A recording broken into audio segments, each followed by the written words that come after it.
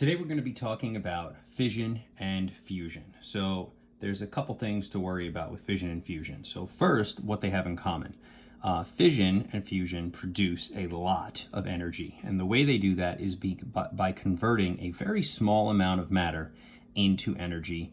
This is where Einstein's formula came from. E equals mc squared. E is the energy, m is the matter, c is the speed of light squared. The speed of light is this many meters per second. When you square it, you get this giant number. So basically what they're saying is, if you were to be able to convert a single gram of matter into energy, you would get this many joules out, which is a whole lot. I don't even know what that would do in terms of like how that equates to the Earth's power, but or the total power produced on the Earth at any given time, but it is a lot. And so they both do it. Okay, one does it better than others, and they both have some they both have some advantages and some weakness. Well, have some advantages and some technical problems, which is why we don't use one over the other.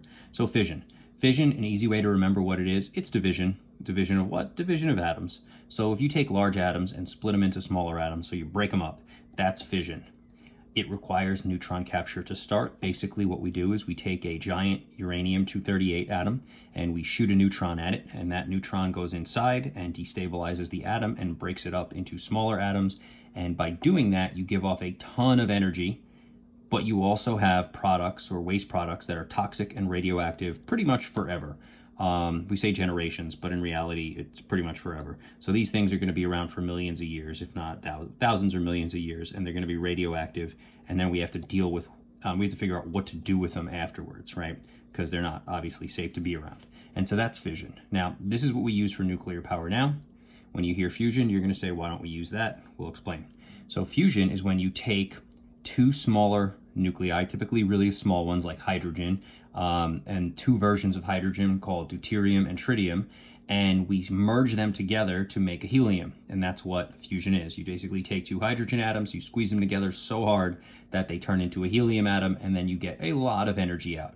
You get way more energy than fission, like in the order of, I think it's like 10 to 100 times more energy than fission. So it's a lot more energy.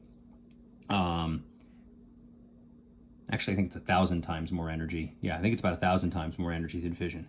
The products are non-toxic and non-radioactive, and as a matter of fact, one of the byproducts of a fusion reaction is an element helium, which the world supply is actually critically low on. So if we were able to do fusion, we'd basically be making a ton of energy, and we'd be making an element helium, which the scientific community needs for research purposes, because it fuels, or it's one of the main ingredients in a lot of scientific equipment that we don't really have a lot of on the Earth and are running out of. Okay, this is what powers the sun. It is used to make bombs the same way fission is used to make bombs, but the bombs are much bigger, in the order of 1,000 times or maybe 10,000 times, depending on the bomb. Okay, and the problem is, the reason we don't do this, it's not the bomb thing, because we have these bombs already. It's the problem is we can't overcome the repulsion of the two nuclei. In other words, when you want to take a hydrogen and merge them together, those nuclei have a proton in them, and those protons are positive, and two positives don't want to be next to each other.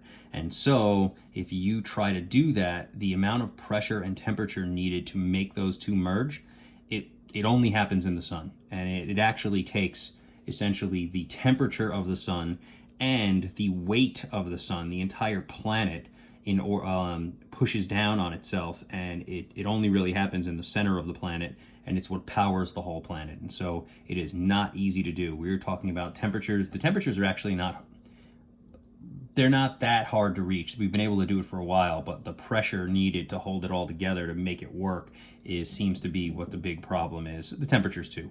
But so here is the reactions that we use. We have the fusion reactions. There's two types. There's the sun and on the Earth. So I said we couldn't do fusion on the Earth. That's not technically true. We can do it, but we can't control it. And I'll explain that more in a second. So the sun takes 4 hydrogen and just crushes them together and makes helium, gives off some positrons, and gives off the energy that literally powers the solar system. So a whole lot.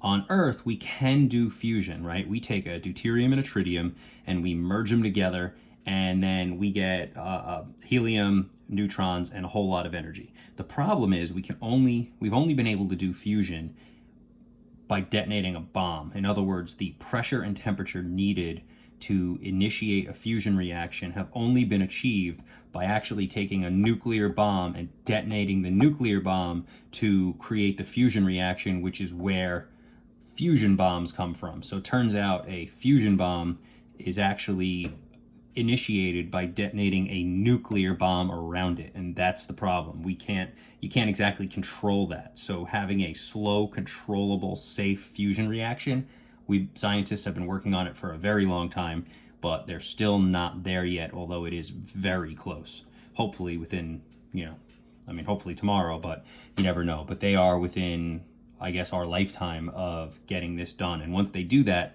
you won't need fission anymore. It'll all be fusion, and it'll be a lot easier all around because of this part, the toxic byproducts and the radioactive material. Now, fission is done this way. So in fission, they take a U-235, which has to be mined, so they have to have giant mines to mine this out of the earth. They hit it with a neutron, and it splits up into these three things, some more neutrons, and a lot of energy, and that's the fission reaction. On the back, I have pictures of it. So this is fission. We take the U-235, we shoot a neutron into it, it destabilizes, and it gives off a ton of energy. It breaks up into, almost splits the atom in half, but not exactly, and it gives off 3 more neutrons. But here's the trick. The reason this causes a nuclear bomb is because of those 3 neutrons. So those 3 neutrons, if you notice, one atom splits and it gives off 3 neutrons. Well, those 3 neutrons can now strike 3 new atoms and make them split, giving off 9 new neutrons, and then so on and so forth. And when that goes out of control, we have a uncontrolled chain reaction, which is what nuclear bombs are. They actually, in a nuclear bomb, go out of their way to try to make the chain reaction be uncontrolled as possible, and they add material in that makes even more neutrons because they want it to go out of control, because they want it to explode. Whereas in a nuclear power plant, what they do is they add in things called control rods, which essentially suck up 2 out of these 3 neutrons. And so then you just have 1 atom splits, 2 of the 3 neutrons get sucked up, and then the one that's remaining will hit 1 new atom, which will split, and then the 2 of those neutrons get sucked up. And so they, in a power plant, we try to control it and slow it down, and in a bomb, we actually go out of our way to speed it up. And then fusion kind of looks like this. You take a deuterium and a tritium. This is not fusion in the sun, but you take a deuterium and a tritium and merge them together at such high temperatures and pressures that you get a helium, which now has 2 positives, and that's the big problem. Getting this positive and this positive to merge together and want to stay together takes a ton of pressure and a ton of temperature. You get a neutron out, but you get energy that would be essentially the equivalent of like a miniature sun if we could do it in a laboratory setting. So that is our fission and fusion lesson.